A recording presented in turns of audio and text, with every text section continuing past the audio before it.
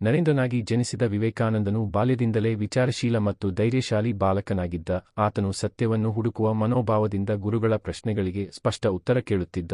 ಯೌವನದಲ್ಲಿ ಆತನು ಸ್ವಾಮಿ ರಾಮಕೃಷ್ಣ ಪರಮಹಂಸರನ್ನು ಭೇಟಿ ಮಾಡಿದಾಗ ಜೀವನದ ಅರ್ಥ ಬದಲಾಯಿತು. ಪರಮಹಂಸರಿಂದ ಆತ್ಮಜ್ಞಾನ ಮತ್ತು ಸೇವೆಯ ಮೌಲ್ಯಗಳನ್ನು ಕಲಿತನು.